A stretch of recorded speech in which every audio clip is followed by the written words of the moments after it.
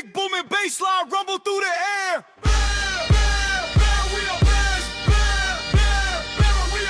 Good morning, students, let the good times flow. Get ready for the best high school morning show. We got the scoop, the facts, please let us share. No time to hibernate, don't be a sleepy bear. Joe on the mic and Sam right beside her. Your daily dose of info, let us be your guide, yo. Bam, bam, bam, bam. Good morning, Bears. Today we are going to be presenting the project of the calculus presentations presented by Ms. Martin's class. And here we have Savannah. Savannah, do you want to tell us all about your project? Yeah, so I wanted to do something kind of unique. So I chose to do like the math behind like the uncanny valley and stuff like that. But it was kind of cool, but the presentation, it was like a one-day thing. I would not do that again. But I think it was a good experience, and it was kind of fun, but not really. Yeah, I understand that. Roll the clips.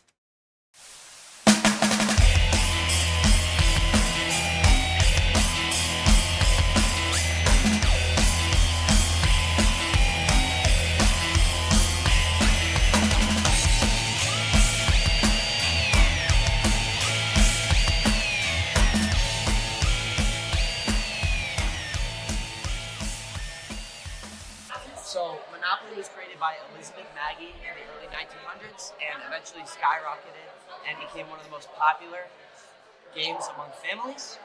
And if you look at it sideways, it kind of looks like a human ear.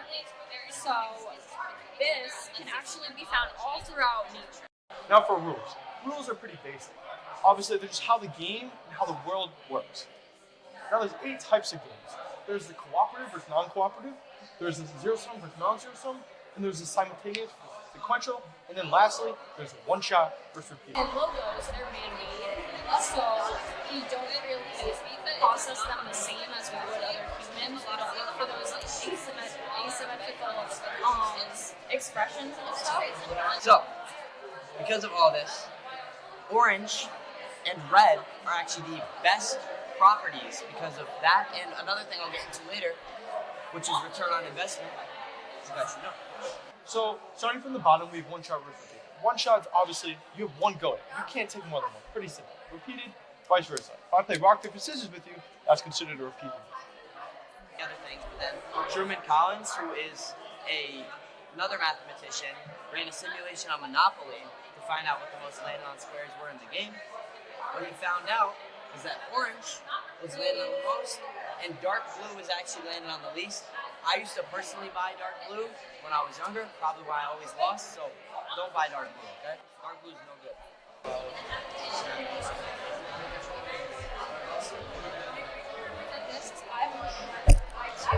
Equals D1 divided by, DT squared divided by D1 squared. What is that? Wow. I1 is the intensity at the reference point. I2 is the unknown value, the intensity at another point. And D1 is the distance or the intensity was first measured, and D2 is the distance that you're calculating the intensity. So I just have a question. Do you think you could tell me a little bit about your about what you have here? My presentation, yeah. So my presentation is the butterfly effect, and it's basically in a chaotic system, how the initial conditions of the chaotic system, how like a slight difference in them can lead to a completely different outcome. So what would happen without the inverse square law? Currently, during brachytherapy with the inverse square law, the radioactive seed kills the tumor and the dose vanishes before it exits the body. After the inverse square law, the dose of the tumor would be the exact same dose hitting all areas of the body, as well as the doctor leaving the people in the waiting room. There would be absolutely no way to localize radiation to just the tumor. Over 14 million cases of cancer are diagnosed around the globe in just 1 year alone. Radiotherapy helps save lives and helps millions. There are many components that go into radiotherapy, from the length of the treatment. Calculus is in every step and allows for oncologists. So in this down here, you can see the brain impacts of the total force felt within it when there's a collision. So on the left, there's a lot more like blue and green, which signifies a low amount of force felt in the brain. So that's if there's a collision to the top, side, or back of the helmet. And That's just a lot less because of the inner and the outer shell that absorb all the force. And then on the right, that's if there's a hit to any part of the face mask, so there's a lot more red, orange, and yellow, which is a higher total amount of force.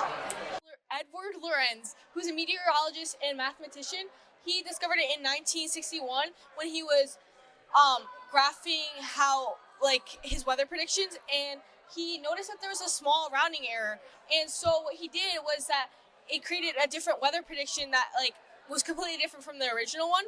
And so as you could kind of see here, 2 points, the rounded point and the unrounded point, they look the same, and then they lead to a completely different outcome in the end. And that is kind of the heart of the butterfly effect.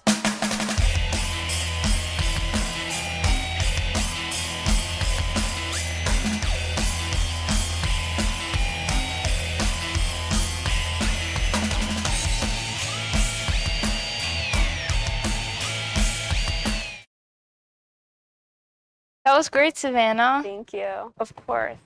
All right, thank you for watching, Bears, and I hope you guys have a great Friday. Big booming bass line rumble through the air.